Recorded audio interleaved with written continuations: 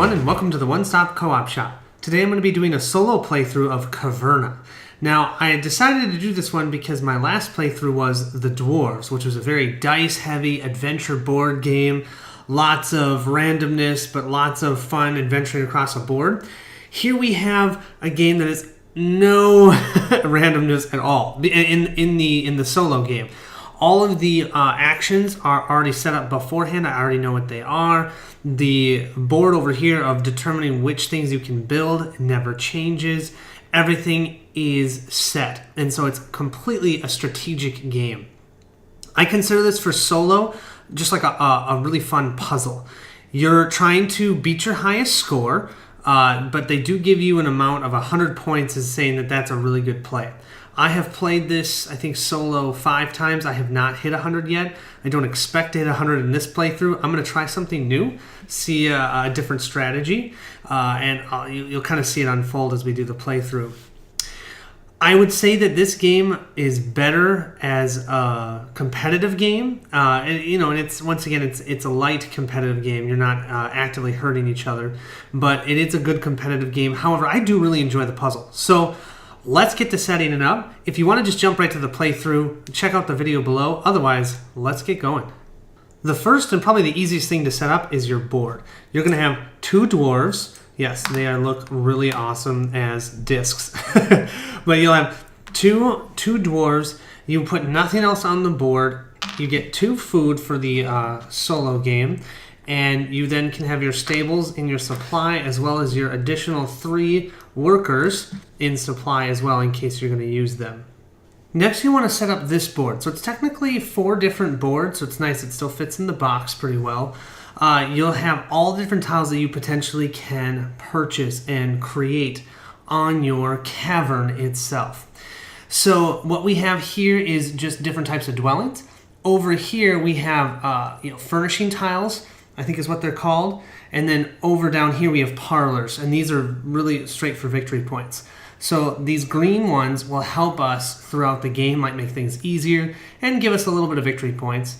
The dwellings let us increase the amount of dwarves that we have, and then these parlors down here will give us victory points, ways to make 100 points if we can.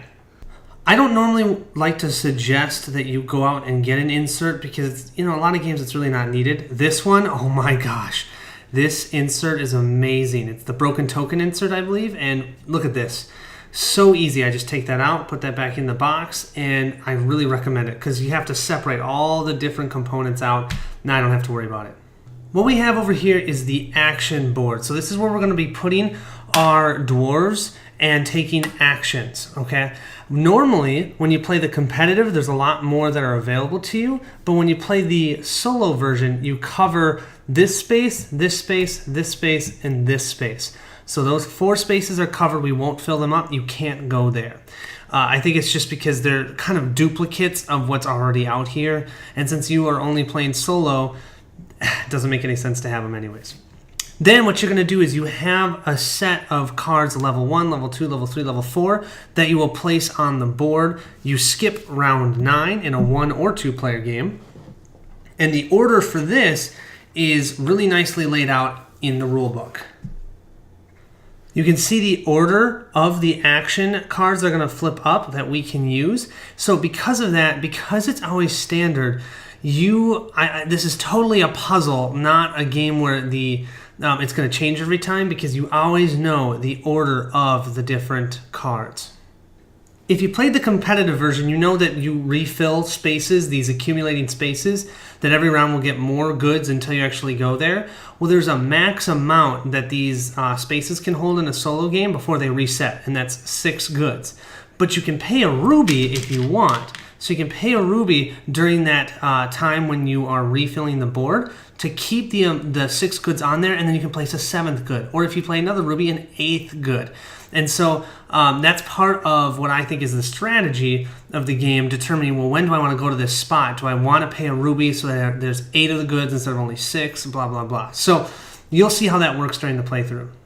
Last thing we'll need to do for solo setup is to accumulate the goods on the board. So in these spots that have this little circle here with an arrow, that means each round we're going to put a certain amount of goods on this spot. Usually it's 1. But if they have a big number like this logging, that means never can this logging have less than 3 wood on it. So to start with, we'll place 3 wood in the logging spot. Over here in wood gathering, we'll place a single piece of wood. We'll place a stone over here in excavation. We'll have 2 ore in ore mining. We will have 1 piece of food in sustenance. We'll have 1 ruby in the ruby mining. And don't forget, that's different than the 2-player plus. Normally, I think it's actually just 2-player. 2-player, you don't put a ruby on there until the end of the beginning of the 3rd round. Housework and slash and burn don't need anything on the board at all. And that, my friends, is the setup for Caverna. Honestly, it's not very complicated. It's easy to set up. It can take you a while if you don't have all your components broken out, so I do suggest that. But yeah, otherwise, let's get to that playthrough, and thanks so much for watching.